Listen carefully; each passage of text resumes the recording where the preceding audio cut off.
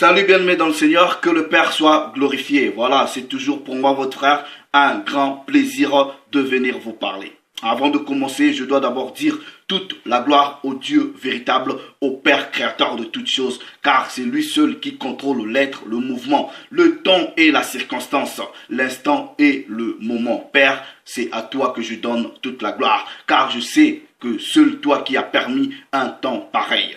Tu es le seul capable de contrôler mon être, tu es le seul capable de peser même le poids du feu et de faire revenir le jour, le mois ou même le siècle qui vient de passer. C'est à toi que je rends toute la gloire. Je dis aussi un double honneur à la personne de ton Fils préméné, le Christ de Dieu, le Seigneur et le Sauveur d'Israël. Donc, frère, sœur, partout où tu es, qui prendra le temps de m'écouter, je te dis un grand merci et que Dieu te bénisse, qu'il préserve ton être entier irrépréhensible. C'est-à-dire que ton âme, que ton corps et ton esprit soient gardés sans faute jusqu'à l'avènement du Christ de Dieu, le Seigneur et le Sauveur d'Israël, car il revient bientôt pour porter le jugement contre les nations. Que le Père en tout cas nous bénisse tous. Donc, je fais une réponse à une chanson congolaise, le christianisme et la suprématie blanche. Vous savez qu'il est écrit dans le livre des Proverbes au chapitre 19 du verset 2. Vous pouvez vérifier dans vos Bibles. Là-bas, il est écrit, le sage dit que le manque de connaissance n'est bon pour personne. Ça veut dire quoi? Ça veut dire que quand vous manquez de connaissances, quand vous manquez de science, quand vous manquez d'intelligence, quand vous manquez de sagesse, quand vous manquez de culture, quand vous manquez de maturité, le Père dit par la bouche du sage que c'est pas bon.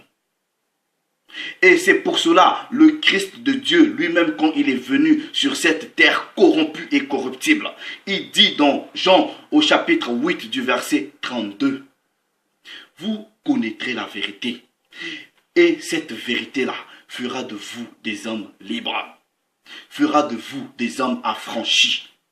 Donc, si tu aimes la vérité, si tu as cru véritablement à la parole du Père par la personne du Christ, tu dois aimer la vérité. Tu dois chercher la vérité. C'est pour cela un sage qui a vécu aussi dans cette réalité corrompue et corruptible dit dans le livre du Siracide, au chapitre 6, à partir du verset 33. Il dit, si tu aimes écouter, tu vas apprendre beaucoup de choses. Quelqu'un est-il sage? Attache-toi à lui. Écoute volontiers tout discours sur Dieu et que les maximes de la sagesse ne s'éloignent pas de toi. C'est pour cela qu'il faut méditer la parole du Père. Vous prenez les maximes là-bas, vous prenez les citations, vous prenez les paroles, vous les méditez tous les jours. Donc, ce que je vais te demander, c'est premièrement ton amour pour la vérité, tes oreilles, parce que tu vas apprendre quelque chose aujourd'hui. On met la religion de côté, parce que la religion, c'est des dogmes. Les dogmes, c'est des liens, parce que religion, ça veut dire lien. Vous pouvez bien chercher. Ici, c'est que la vérité pure de la parole du Dieu véritable par la personne du Messie. Donc, comme vous pouvez voir le titre de la chanson, c'est une réponse à une chanson congolaise et le christianisme et la suprématie de la race blanche. Je vais parler d'une chanson. Le titre de la chanson s'intitule Nakomi Tunaka. Donc si nous voulons traduire Nakomi Tunaka en lingala, littéralement on peut dire, voilà, je me demande ou je me pose des questions. Donc Nakomi Tunaka, dans une dimension un peu plus élevée, en fait c'est une mise en examen d'un auteur, en fait, qui est dans un questionnement perpétuel de ce qu'il voit autour de lui concernant la foi chrétienne. Et l'auteur de cette chanson s'appelle Ferkis Kiamongana, je pense bien. J'espère qu'il est toujours en vie. Et tout récemment, il semblerait, je sais pas, je parle au conditionnel, que sa propre fille a repris aussi la chanson. Jean 3,11 dit, nous disons ce que nous savons et nous devrons rendre témoignage de ce que nous avons vu. C'est une chanson, pour moi, c'est une chanson d'enfance. J'ai grandi avec. Et en fait, quand j'écoute la chanson, ça me rappelle beaucoup plus l'enfance. Mais dans la chanson, quand on grandissait, personnellement, j'aimais beaucoup plus le côté artistique, musical. Et voilà, la chanson, elle est bien. Si ça sonne, quand vous l'entendez, voilà, musicalement, artistiquement parlant, c'est d'une beauté que je ne peux pas décrire. Ok? Mais non. Mais c'est en grandissant et en prenant un peu de l'intelligence, j'ai commencé à contraster, c'est-à-dire la beauté artistique de la chanson et la profondeur spirituelle de ce que la chanson disait. Mais non, je me suis posé la question, est-ce qu'il faut que je comprenne la chanson juste dans une dimension artistique en termes d'inspiration, ou il faut que j'analyse la chanson dans une dimension beaucoup plus critique de ce que l'auteur nous a présenté comme œuvre. Je me suis dit, bon, comme c'est un artiste, peut-être que le papa a juste voulu mettre sur la place publique un débat concernant le christianisme, la foi chrétienne. Et tant que, on va dire, quelqu'un, parce que la parole nous dit, ne méprisez rien, ok, examinez toutes choses, retenez ce qui est bon et rejetez le mal. Et c'est sur cet angle ou dans cette démarche que je vais essayer d'analyser la chanson, retenir ce qui est bon et rejeter ce qui est mal, sans pour autant nier la valeur artistique de l'auteur. Donc, ce que je vais faire, je vais vous jouer la chanson, ok, et en essayant d'apporter une traduction de la chanson. On va écouter la chanson tranquillement. Attendez. Voilà. Une très belle chanson de l'artiste Kiamongana. Donc il est dans un perpétuel questionnement.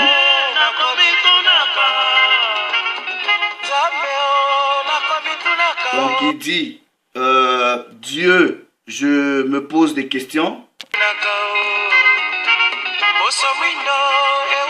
Alors il dit, la peau noire, elle vient d'où?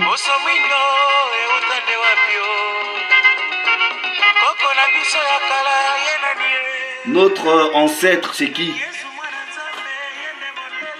Ah, voilà. Là, je reprends encore. Il dit, le Christ est blanc.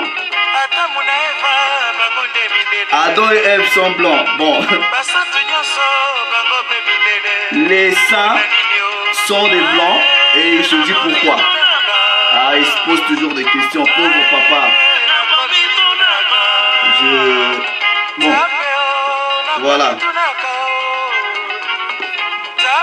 Il se pose toujours des questions. Hein. Il dit tous les livres qu'on lit, tous les saints, là-bas les photos sont que des blancs. Ah papa, ici c'est la Bible là. Mais ici il n'y a pas de...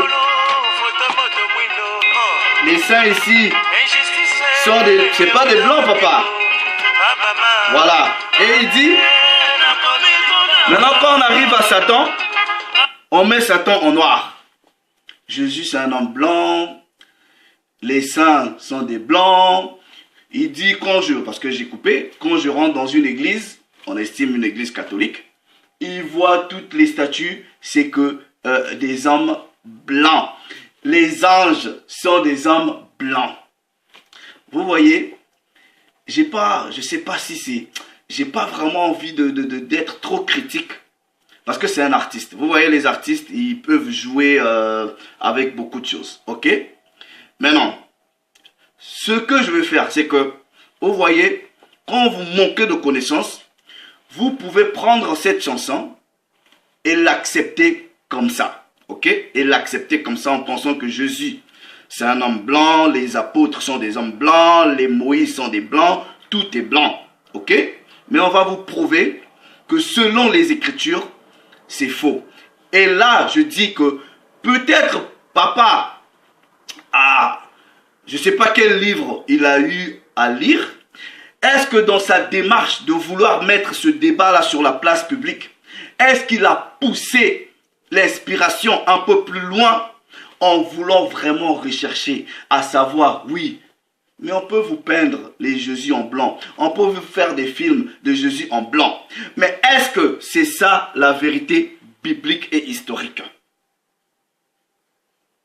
Parce que le Christ dit, vous allez connaître la vérité. Et la vérité fera de vous des hommes libres. Donc, je vais donner quelques écritures pour dire à ce monsieur, à ce papa, que je respecte beaucoup, que non, il n'y a aucun verset qui vous dit que les anges sont blancs. Mais je vais peut-être donner quelques versets qui peuvent prouver le contraire. Nous allons dans Ézéchiel, ok? Ézéchiel, vous pouvez prendre vos Bibles. Je vais dans Ézéchiel chapitre 1. Là-bas, on vous parle des anges et on va voir comment est-ce que la Bible décrit ces anges-là. Je vais dans la traduction King James en français, mais j'aurais préféré aller dans la traduction en anglais, ok? King James. À Ézéchiel chapitre 1er, ok? Ézéchiel chapitre 1er. Je lis à partir, vous pouvez lire au début, ok? Mais je lis seulement à partir du verset 5. Et au centre encore apparaissaient 4 animaux dont l'aspect avait une ressemblance humaine. On vous parle des chérubins ici, ok? Regardez, verset 6. Chacun d'eux avait 4 faces d'humain, ok? Et chacun avait 4 ailes. Déjà le premier mensonge, puisque dans vos films, dans vos œuvres d'art, ok, vous allez remarquer qu'ils mettent les anges avec 2 ailes, ok? Nulle part dans la Bible, on vous parle des anges avec 2 ailes. Les seuls anges qui ne sont même pas considérés comme des anges, mais des chérubins qui ont des ailes, ils en ont 6, pas 4, pas 2, ok? Donc ça déjà, c'est déjà faux. Quand vous voyez soi-disant un ange avec 2 ailes, c'est déjà une image de mensonge. C'est déjà le mensonge. Et Dieu n'aime pas le mensonge. Donc, chacun d'eux avait 4 faces et chacun d'eux 4 ailes. 4 ailes. Ok? Regardez. Leurs pieds droits et la plante de leurs pieds était comme celle du pied d'un veau. Les pieds, ils étincelaient comme de l'airain poli. Dans d'autres traductions, on dit comme du bronze poli. Donc, maintenant, allez même sur Google, mettez seulement bronze poli ou bronze ou airain poli. C'est à quelle couleur? Le bronze à quelle couleur? Carmélisé. Ok? Carmélisé. Donc, je vais même, attendez, je vais aller même sur Google. Ok? Je vais chercher juste bronze poli. Ok? Pour voir quelle image. Bronze poli. Ok? Vous voyez? Attendez, je vais dans image, bronze poli. Je ne sais pas si vous pouvez voir. Vous voyez la couleur du bronze poli? Est-ce que ça ressemble à un homme blanc? Donc, voilà. Le bronze poli, c'est là. Maintenant, je prends la description du Christ selon la vision de Jean, ok? Je vais dans Apocalypse. Apocalypse. Attendez, je vais dans Apocalypse chapitre 1er, ok. Apocalypse chapitre 1er, je lis à partir du verset 13, ok. Je lis à partir du verset 13. Regardez, là-bas, il est écrit, et au milieu des 7 chandeliers, quelqu'un qui ressemblait à un fils d'homme. Écoutez bien les mots, à un fils d'homme, vêtu d'une longue robe et ayant une ceinture d'or sur la poitrine. Sa tête et ses cheveux étaient blancs comme de la neige blanche. Et comme de la laine blanche. Vous voyez la laine blanche, c'est la laine à l'état pur. C'est enroulé. Vous voyez le mouton avant qu'on qu'on traite la laine. C'est enroulé. Vous voyez le Jésus blanc du christianisme actuel, il a les cheveux lisses et il a les yeux bleus. N'importe quoi. Sa tête et ses cheveux étaient blancs comme de la neige, de la laine blanche, comme de la neige. Et ses yeux étaient comme une flamme de feu. Ça, c'est prophétique. Et c'est la raison, pour la raison des yeux rouges de la description du Christ ici. Vous retrouvez ça dans Genèse chapitre 49. Ok? Regardez verset 15 maintenant. Ses pieds étaient semblables à de l'airain ardent ou du bronze. La même description. On vous dit. Maintenant, ces pieds-là étaient semblables à l'airain ardent comme s'il, c'est-à-dire la personne, s'il eût été embrasé, c'est-à-dire embrasé, brûlé dans une fournaise ou un four. Quand vous brûlez quelque chose dans un four ou quand on vous dit quelque chose c'est embrasé, ça prend quelle couleur? Ça crame, ça a la couleur noire. Ok? Et ici, vos propres traducteurs, ok? Je vais, livre de la Révélation, ok? En anglais, hein? Révélation, c'est Apocalypse, ok? Vous voyez le même verset que je viens de lire, Apocalypse chapitre 1, à partir du verset 14. Regardez ce que vos biblistes eux-mêmes ils disent, ok? En disant ici, fils de l'homme, ils mettent une inscription ici, fils de l'homme, ok? Ils disent ici, Jean décrit pleinement, je fais une traduction en anglais, il décrit pleinement une référence de l'Ancien Testament. Et cette référence, c'est l'Ancien de jour qui se retrouve dans Daniel chapitre 7 du verset 9 où là-bas il est écrit que l'Ancien de jour avait des cheveux comme de la laine pure. Comme de la laine pure. Maintenant, il continue. Jean, c'est-à-dire dans Apocalypse chapitre 1, on dit ici, Jean voit, ok, des traits, quand on parle de traits, c'est des caractères physiques. Ils disent, vos traducteurs bibliques, Jean voit des caractères physiques similaires à une figure messianique appelée Fils de l'homme. Il continue, Fils de l'homme, dont les cheveux sont comme de la laine blanche, aussi blanc que la neige. Regardez, en ajoutant que ses pieds étaient comme du bronze, ok, ardent ou du bronze poli. Je vous ai montré la couleur. Maintenant, le comble, c'est quoi? Regardez ce qu'ils disent ici. Les traducteurs